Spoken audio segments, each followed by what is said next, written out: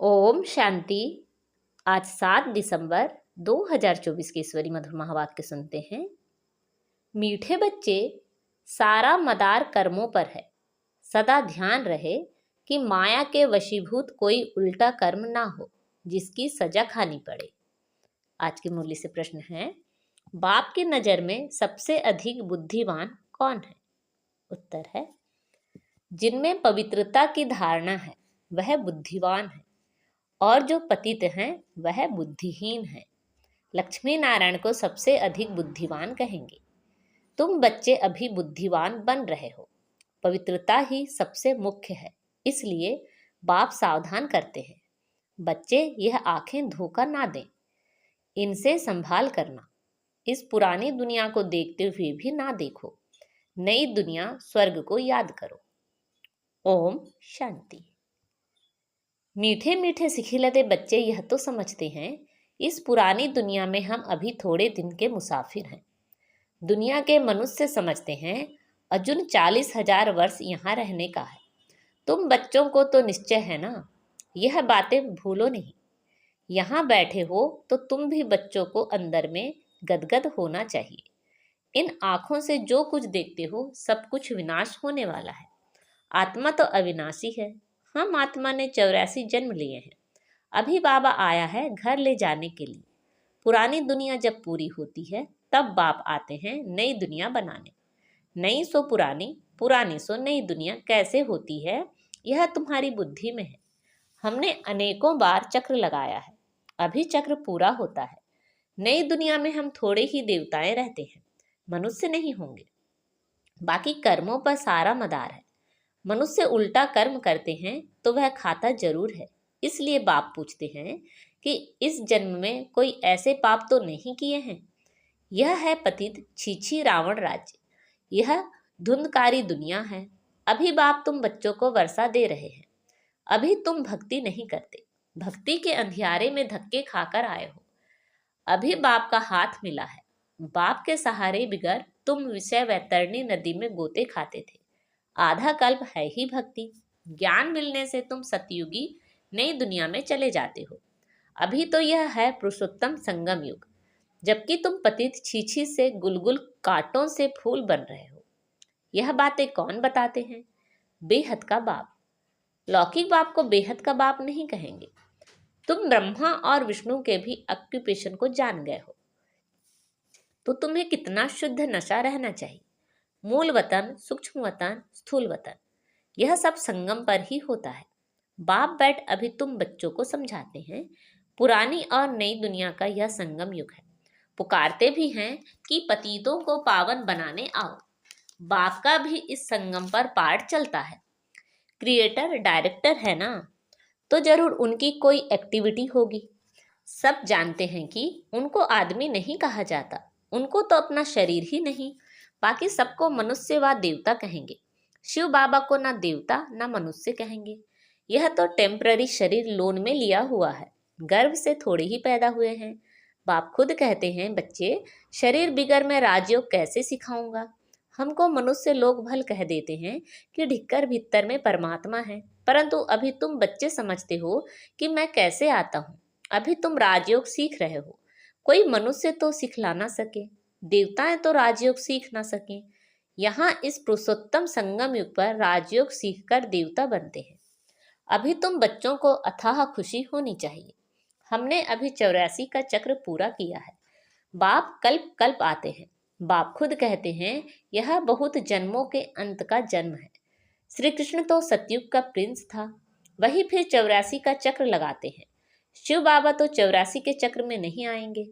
श्री कृष्ण की आत्मा ही सुंदर से श्याम बनती है। यह बातें किसी को पता नहीं है। तुम्हारे में भी नंबरवार ही जानते हैं। माया बहुत कड़ी है, किसी को भी छोड़ती नहीं है। बाप को सब मालूम पड़ता है।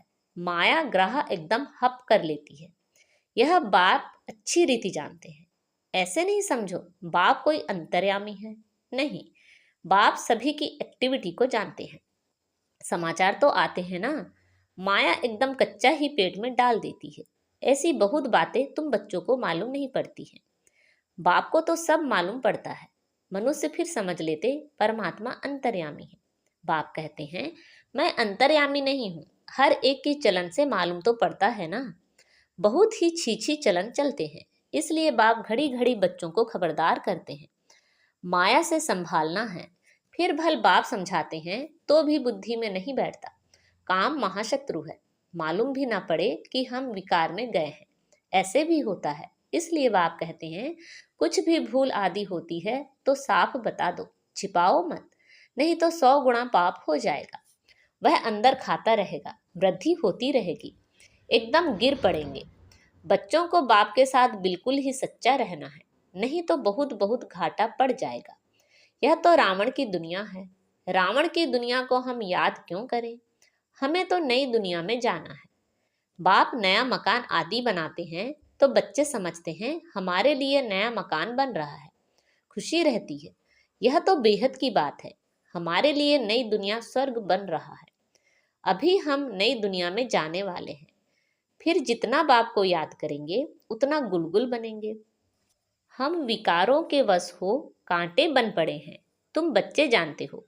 जो नहीं आते हैं वह तो माया के वश हो गए हैं, बाप के पास हैं ही नहीं, ट्रेटर बन गए हैं, पुराने दुश्मन पास चले गए हैं। ऐसे ऐसे बहुतों को माया हप कर लेती है, कितने खत्म हो जाते हैं। बहुत अच्छे अच्छे हैं जो कहकर जाते हैं हम ऐसे करेंगे यह करेंगे, हम तो यज्ञ के लिए प्राण भी देने के लिए तैयार हैं। आज वह है नहीं, तुम्हारी लड़ाई है ही माया के साथ। दुनिया में यह कोई नहीं जानते कि माया से लड़ाई कैसे होती है। शास्त्रों में फिर दिखाया है, देवताओं और असुरों में लड़ाई हुई, फिर कौरवों और पांडवों की लड़ाई हुई। कोई से पूछो यह 2 बातें शास्त्रों में कैसी है। देवताएं तो अहिंसक होते हैं, वह होते ही हैं सतयुग में, वह फिर क्या कलयुग में लड़ने आएंगे। कौरव और पांडव का भी अर्थ नहीं समझते, शास्त्रों में जो लिखा है वही पढ़कर सुनाते रहते हैं।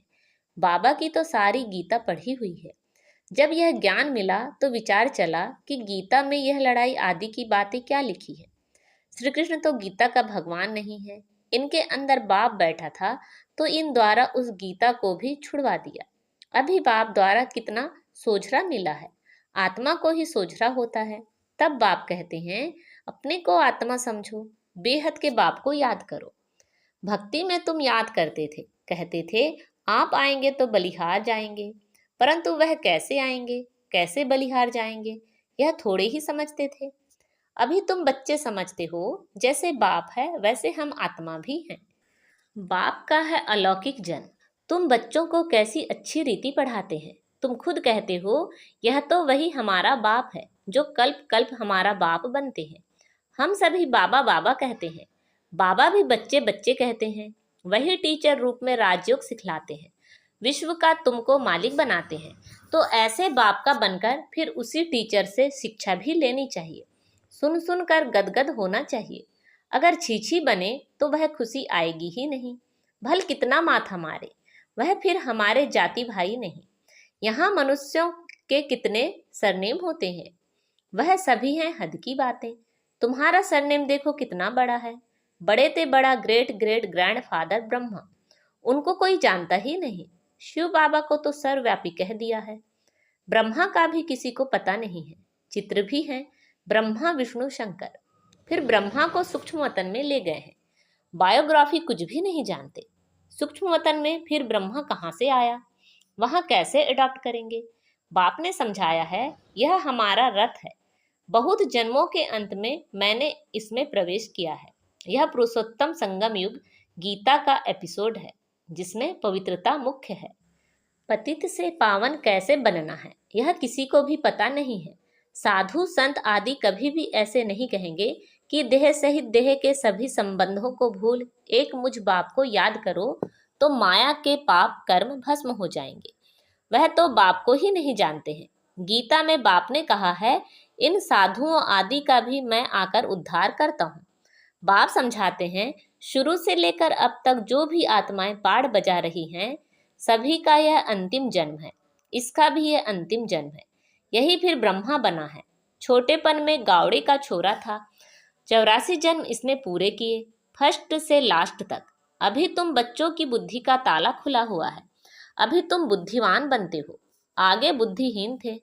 यह लक्ष्मी नारायण है बुद्धिवान, बुद्धिहीन पतित को कहा जाता है। मुख्य है पवित्रता। लिखते भी हैं, माया ने हमें गिरा दिया, आंखें क्रिमिनल बन गई। बाप तो घड़ी घड़ी सावधान करते रहते हैं। बच्चे कभी माया से हार नहीं खाना। अभी घर जाना है। अपने को आत्मा समझ बाप को याद करो। यह पुरानी दुनिया खत्म हुई की हुई। हम पावन बनते हैं तो हमें पावन दुनिया भी तो चाहिए ना। तुम बच्चों को ही पतित से पावन बनना है। बाप तो योग नहीं लगाएंगे। बाबा पतित थोड़े ही बनता है जो योग लगावे। बाबा तो कहते हैं, मैं तुम्हारी सेवा में उपस्थित होता हूँ। तुमने ही मांगनी की है कि आकर हम पतितों को पावन बनाओ। तुम्हारे ही कहने से मैं आया हूँ। तुम्हें बहुत सहज रास्ता बताता हूँ। सिर्फ मन मना भव। भगवान उवाच है ना। सिर्फ श्री कृष्ण का नाम देने से बाप को सब भूल गए हैं। बाप है फर्स्ट, श्री कृष्ण है सेकंड। वह परमधाम का मालिक, वह है वैकुंठ का मालिक। सूक्ष्म वतन में तो कुछ होता ही नहीं। सभी में नंबर 1 है श्री कृष्ण, जिसको सब प्यार करते हैं। बाकी तो सब पीछे पीछे आते हैं।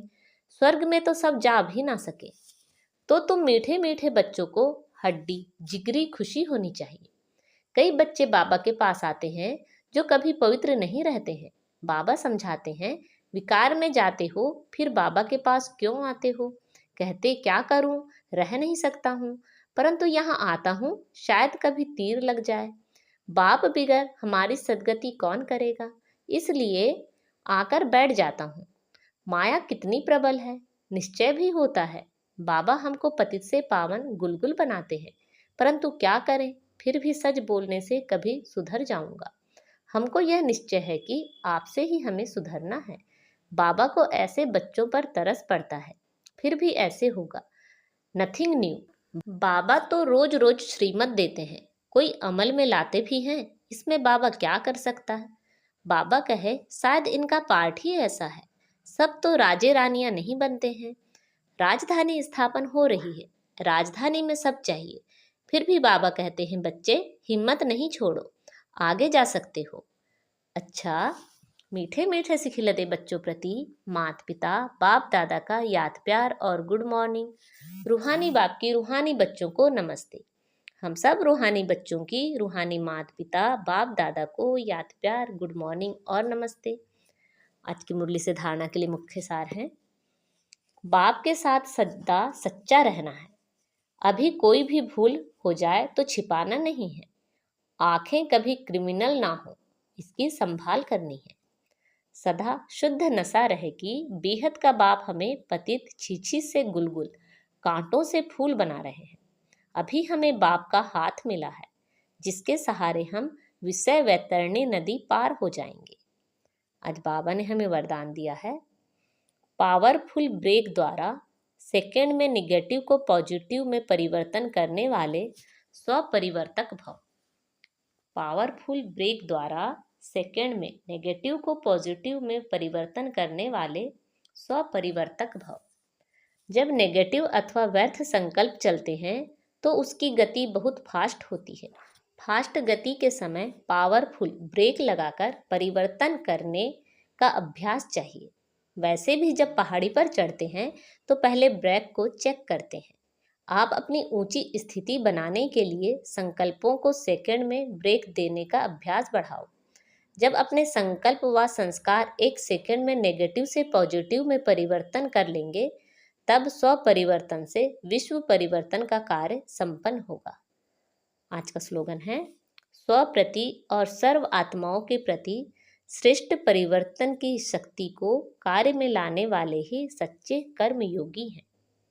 स्वयं प्रति और सर्व आत्माओं के प्रति श्रेष्ठ परिवर्तन की शक्ति को कार्य में लाने वाले ही सच्चे कर्मयोगी हैं। अच्छा, ओम शांति।